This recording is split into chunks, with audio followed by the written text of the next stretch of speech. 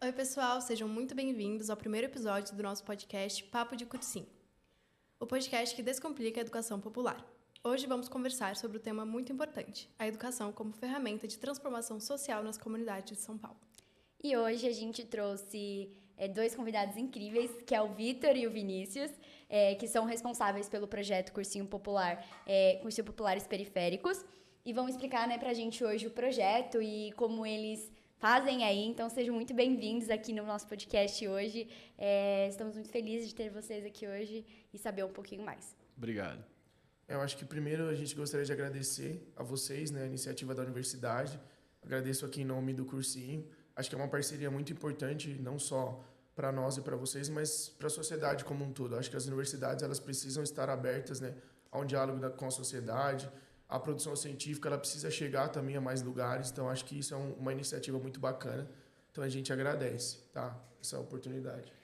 Isso é uma coisa que quem está no meio universitário há algum tempo sabe, já virou até frase de clichê, que é romper os muros da universidade, Mas, historicamente, as universidades elas têm se circunscrito dentro delas mesmas, Elas não se comunicam com a sociedade como um todo, Tanto que uma das críticas que a gente faz é que a gente fala que muitos acadêmicos estão presos nas suas torres de marfim, Ficam presos lá nos seus gabinetes, estudando e trabalhando e não pensam a realidade, O que faz com que, muitas vezes, esse conhecimento a gente possa questionar qual que é a real utilidade dele, sendo que a gente está tendo um conhecimento fabricado para a universidade, dentro da universidade, fica só ali preso dentro desse ambiente, Então, a gente acredita que uma maneira de mudar um pouco a maneira que esse conhecimento é desenvolvido é colocar pessoas da classe trabalhadora, filhos da classe trabalhadora, dentro desses espaços, que historicamente são elitistas e excludentes,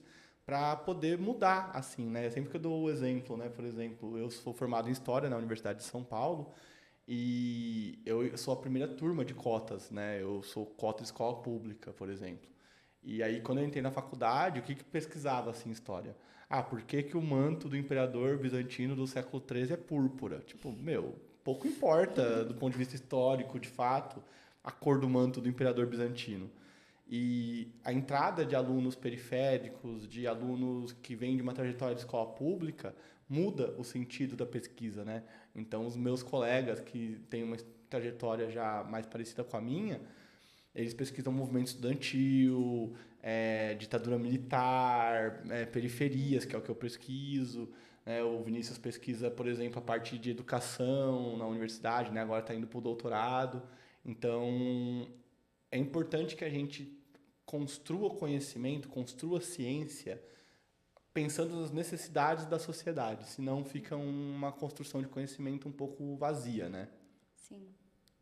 E aí, pensando nessa ideia, a gente elaborou, pensou o cursinho através de uma vivência. Então, ele nasce a partir de uma experiência. Ele não foi algo que ficou apenas no campo ideológico, no campo teórico. A gente dá aula na escola pública, O Vitor permaneceu, eu acabei indo mais para a rede privada no último ano. Mas a gente, então, começou em 2022, ainda como Cursinho Popular Paraisópolis, Hoje a gente assume uma rede de cursinhos.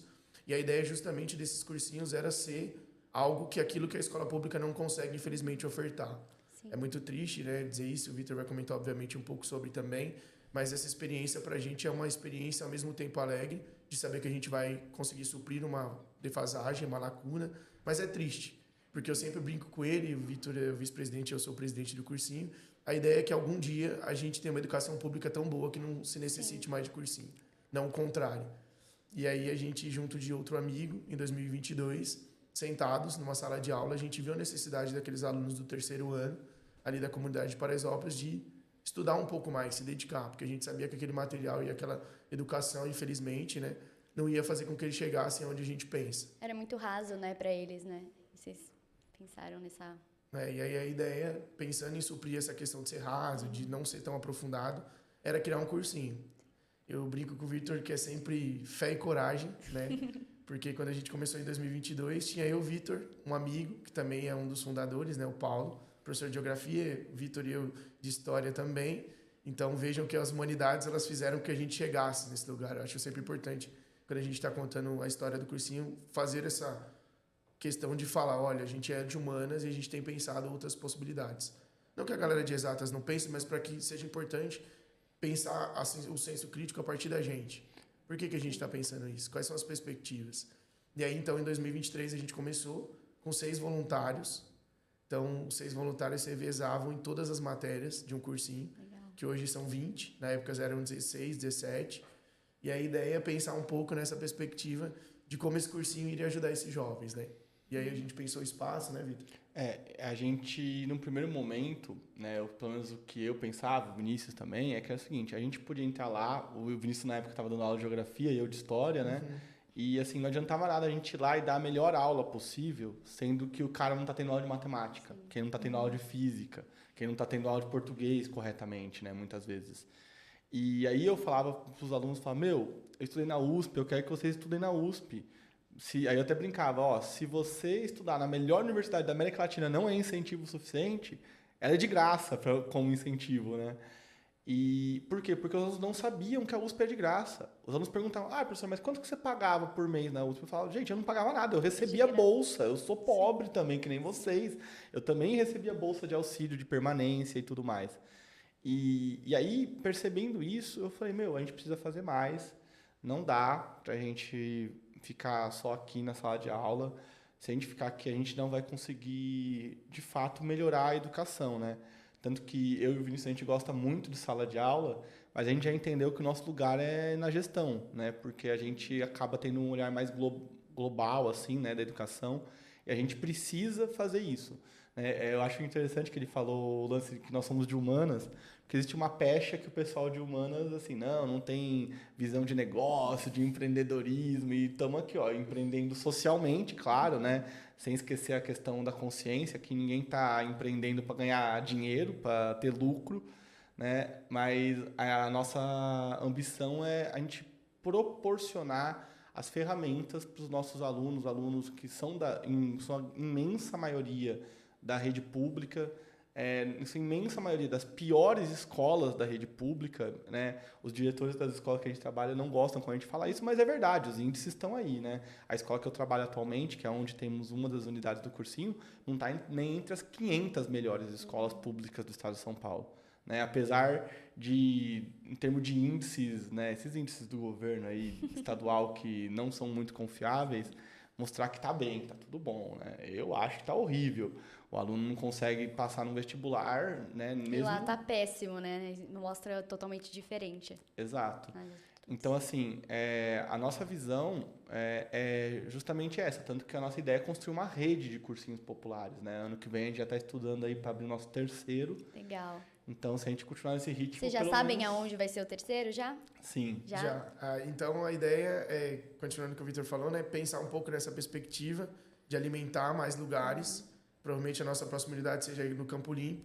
Legal, porque a gente também tem pensado muito nessas questões de periferia mesmo. Ele é um lugar que necessita muito também, né? Sim.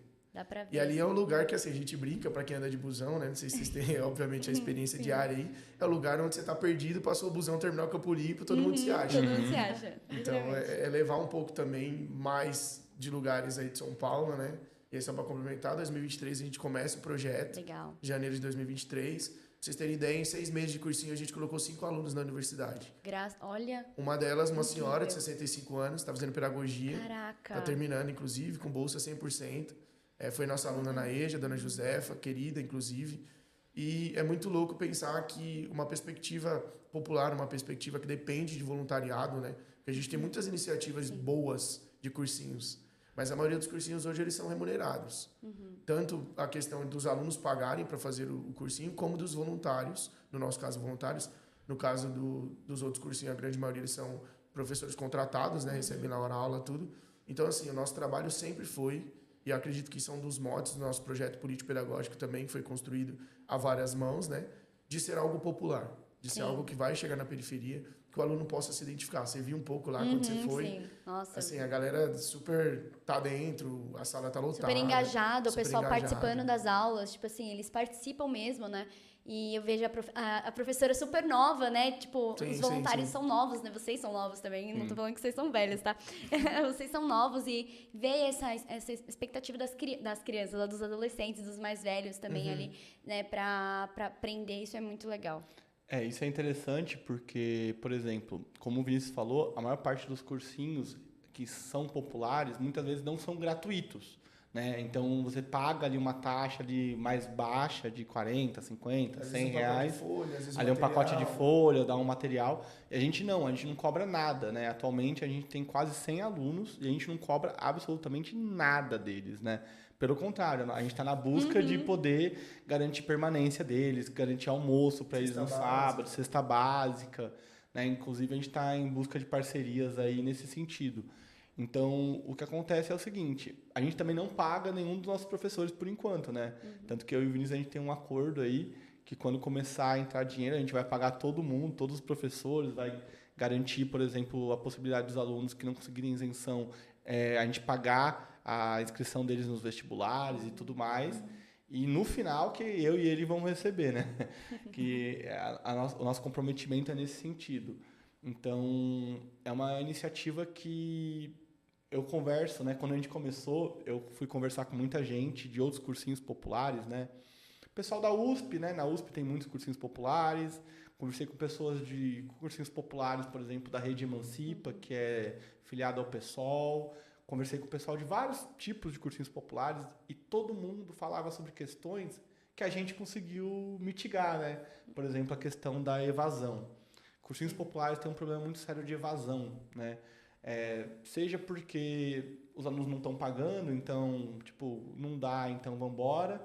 Seja porque, muitas vezes, esses alunos que estão numa situação mais precária socioeconomicamente acabam tendo que largar por causa de emprego, né? Então tem que trabalhar, não consegue mais ir no sábado e tal. Mas a gente consegue manter turma cheia do começo ao fim, né? Isso é uma coisa que, quando eu converso com o pessoal de outros cursinhos, os caras falam, meu, como vocês fazem, né? Quantos alunos agora mesmo tem? A gente tem, na verdade, hoje 95, né? A turma de Santa Amaro, ela tá com 45, 40, mas o número mesmo são 95 alunos. É bastante gente. É bastante gente. De Santa Amaro a gente tem menos, né? Então, 45. Paraisópolis a gente tem 50. Isso. E uma lista de espera hoje de 180 pessoas. Nossa. Então, a demanda existe, né? Sim, Às vezes sim. a gente comenta, eu e o Vitor, a gente sempre brinca em relação a isso. E aí, quando eu falo, né? Tem 180 pessoas na... Nossa, mas tem tudo isso. Então, alguma coisa do trabalho Já está sendo feita, está né? sendo feita. Sim. Já entrando nesse assunto dos alunos, tem alguma história marcante de algum aluno que passou por lá que vocês podem contar pra gente? Olha, tem algumas. Eu acho que essa da Josefa, da pedagogia, acho que é uma história marcante. Porque, assim, né? Uma das coisas que a gente observa muito, e eu, enquanto gestão, desde que assumi a presidência, desde que o Vitor foi para a vice-presidência, a gente tenta olhar, que é o que ele falou, ter um olhar global, mas sem perder de vista o chão de sala. Acho que a nossa gestão é uma gestão que está muito preocupada com o chão de sala. Diferente de muitas das gestões que você observa externamente, né, que está preocupada somente com os números, com os resultados, eu tento sempre alinhar isso com a equipe, de que a gente entenda os números, entenda as questões globais, mas que a gente não perca o professor ou o aluno de vista. É que os números sejam parâmetros, né? E não a verdade absoluta. E aí, nessa perspectiva, né, como eu comentava, a Josefa, ela foi uma aluna nossa, uma aluna da EJA, da região de Paraisópolis também, do Homero, o Vitor deu aula para ela também. Ela junto de um grupo de amigos, então, mais velhos, né? E geralmente os cursinhos também têm esse impeditivo. A gente recebe muitas mensagens, né, via e-mail, via WhatsApp, via Instagram, via o nosso site, de pedidos para que pessoas mais velhas possam estudar também. E é um dos nossos objetivos enquanto cursinho. Que afinal, se a gente não aceita, a gente já está segregando. Dá oportunidade Sim. para eles também, né? Porque às vezes eles não se acham de ter uma oportunidade de novo, mesmo com tanta idade, assim. Sim. E aí ela então começou com a gente, ela tinha muita dificuldade. Eu acho que foi uma das alunas que a gente teve mais dificuldade, assim. E a gente se desdobrou muito ali, estudando uma história de vida, uma mulher nordestina, uma mulher que veio muito cedo para cá, né? Teve 2 filhos, o marido largou ela com as crianças, conheço os filhos dela, inclusive, depois a gente teve uma relação, se aproximamos bastante pós-cursinho. E eu lembro que me marcava muito, o Vitor até presenciou algumas cenas, também aconteceu com ele, depois se quiser comentar, obviamente, mas ela sempre levava um café para mim, um café, um pão de queijo, alguma coisa nesse sentido. Eu lembro que era o começo do cursinho, tudo muito conturbado, o Vitor dava aula de 3 matérias, eu aula de 3 matérias, e ela, aquela mãe, uma senhora já, né, 60 e poucos anos, os filhos já estavam ali adolescentes, ela falava sempre assim, professor, você deu uma coisa pra gente que é difícil se dar, que é deixar sonhar. quer mostrar Caraca. perspectiva. E aí, ao longo das aulas, eu lembro que ela tinha muita dificuldade, principalmente exatas, né? O Cotrim, que está aqui, que depois vai conversar um pouco com vocês, que é o professor de matemática, ele ficava depois da aula, a gente ficava junto com ela, a gente fazia lista de exercício. E aí eu pensava o quanto essa mulher tocada, ela movimenta toda uma cadeia, né? O cursinho, eu acredito, eu sempre falo isso pro Vitor, e o Vitor compactua disso, que a gente não está ajudando uma pessoa especificamente. Seria já bom, e é o objetivo, talvez. Mas a gente tem ajudado uma rede de pessoas. Porque quando o Vitor cresce, não cresce só o Vitor. Entende? Exatamente. Especialmente nós que somos da classe trabalhadora, a gente sabe o peso e a importância que é muitas vezes você ser o primeiro da sua família a entrar numa universidade, né? A gente fala, né, do conhecimento e, claro, do ponto de vista filosófico, né? Nossa, é incrível a gente saber as coisas, enxergar o mundo de uma maneira ampla, complexa, sofisticada, mas a gente também não pode se alijar da vida material, da realidade, né? Então, é o que eu falo para meus alunos, estudem, porque você ter um bom currículo é o que te garante não ser refém de um trabalho ruim, né? Tanto que eu e o Vinícius, a gente tem isso, né? A gente investe muito no nosso currículo. Ano que vem, provavelmente, a gente vai fazer uma pós-graduação junto, MBA, né, em gestão escolar, justamente pensando no cursinho.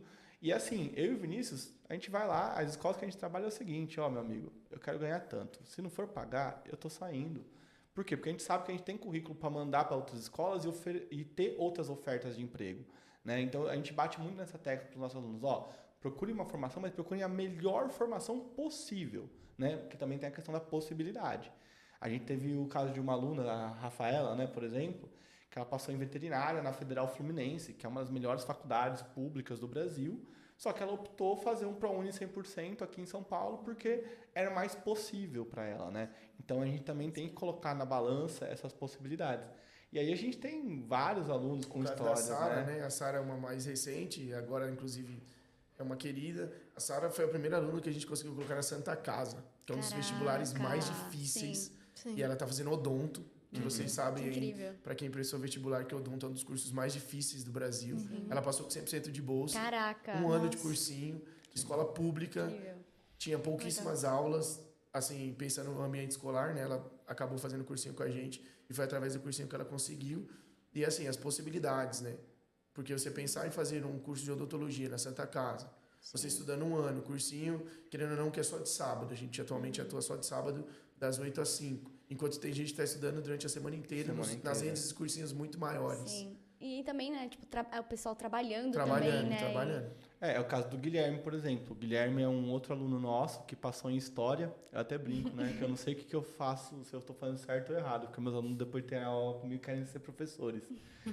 Então, o Guilherme também, ele fez 2 anos de cursinho com a gente. Ele começou no 2º ano. Ele queria, na época, animação, alguma coisa assim, design gráfico, alguma coisa assim.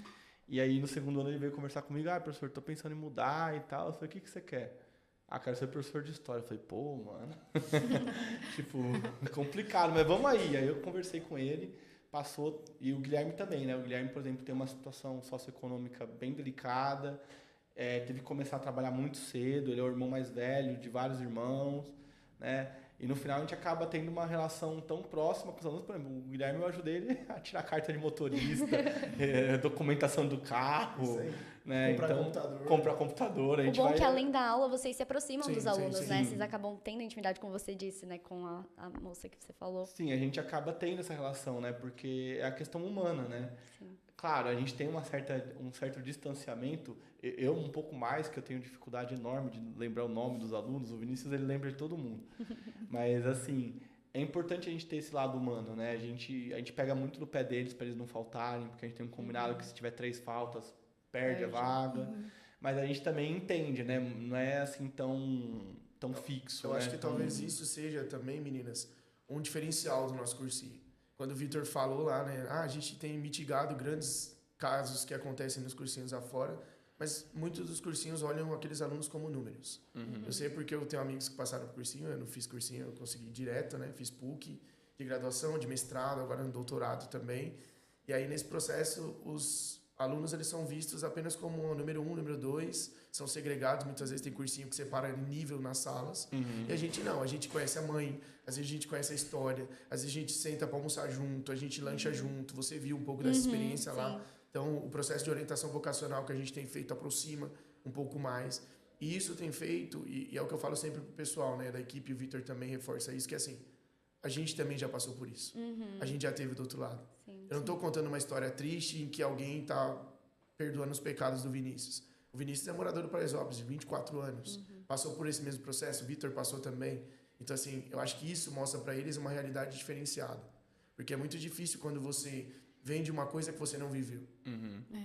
Entende? E a gente tem trabalhado muito nesse sentido de, olha, a gente já teve os nossos professores, comentando um pouco, se vocês me permitem, a maioria deles são professores da comunidade. São professores de comunidades ao redor, de comunidades mais distantes. São professores novos, justamente para que a gente possa dar oportunidade para as pessoas entrarem no mercado de trabalho também. Então, é pensar um pouco nessa perspectiva. O cursinho hoje, obviamente, o nosso foco, o nosso objetivo são os alunos, mas, para além disso, a gente tem outras questões sociais também relevantes. Né? A formação dos docentes, a maneira com que a gente trabalha as questões de orientação vocacional, essa questão mais assistencialista para com os alunos. Então, tudo isso são coisas que a gente vislumbra e que a gente tenta, obviamente, atingir também ao longo do processo educacional. Né? Sim, isso é ótimo. Gente, eu queria agradecer a entrevista com vocês. Hoje foi muito bom saber um pouco mais sobre vocês. E eu espero que depois desse podcast vocês vêm daí de casa, conheçam os meninos, conheçam a ONG. Então, a gente espera que vocês cresçam cada vez mais. E já falando nisso, falem as suas redes aí para quem estaria assistindo poder seguir, falem os arrobas de vocês e tal. Bom, primeiro eu queria agradecer as meninas, todo mundo que está participando, né? Que eu sei que não só as meninas aqui, tem todo o número de pessoas por trás, o professor Pablo, eu acho que é importante agradecer nominalmente, ao Vitor, que tem dividido esse fardo comigo esse tempo todinho e que é meu braço direito, então gostaria de agradecer ele e que ficasse isso registrado. Sem ele nessa caminhada não seria possível. E um pouco do nosso merchan aí, né? Eu sou craque em fazer isso, fui coordenador da comunicação um tempão. Bom, galera, se vocês quiserem achar mais sobre nós, primeiro, nosso Instagram é @cursinhos populares periféricos, você acha como CPP, tá? O nosso site é cppeducacional.org. Lá você tem todas as informações de como ser um doador, de como ser um voluntário, de como ser um aluno, um pouco mais da nossa história. Tem o meu contato do Vitor também. O nosso WhatsApp também tem lá na bio do nosso site. Não vou falar aqui, né? Obviamente, para que a gente não fique gastando tempo em relação a isso, mas todos esses pormenores que a gente precisa e tudo aquilo que vocês querem saber um pouco mais, basta procurar a gente no nosso site, então, cppeducacional.org, que você vai encontrar tudo lá às vistas. Agradecer vocês, meninas, pelo convite, agradecer ao professor Pablo também, e agradecer ao Vinícius, né, que também é outro brother aqui que está junto comigo desde o começo, na luta, aí, ombro a ombro. Tem uma frase que eu gosto muito de um escritor chamado Ernest Hemingway, que perguntam para ele qual a importância de saber quem luta nas trincheiras com você. E ele responde, mais do que a própria guerra, né? Então, eu tenho a honra de dizer que eu e o Vinícius estamos juntos nessa desde o começo. Eu não poderia esperar um parceiro melhor, mais competente, mais workaholic. Né? Então, assim, é muito bom trabalhar com ele. Não só com ele, mas com todo o corpo de voluntários. A gente tem um corpo de voluntários, assim, gabaritadíssimo. Tem professor lá... A gente tem professores desde os que estão começando agora até professores que são coordenadores do Porto Seguro, por exemplo, que dão aula para a gente voluntariamente, né? Legal. Então, a gente tem muito a agradecer a todo mundo, agradecer aos alunos que também fazem a parte deles, né? Tem o comprometimento deles, é importante também falar. Eu sempre falo para eles que a gente pode dar a melhor aula do mundo, só que se eles não fizerem a parte deles, não vai resolver, porque na hora do Enem, do vestibular, da FUVEST, é ele e ele, né? Então, assim, agradecer que tem dado certo, né? Eu sempre falo pro Vinícius que o universo, ele contribui quando a gente está no caminho certo, quando a gente está com um objetivo correto, né?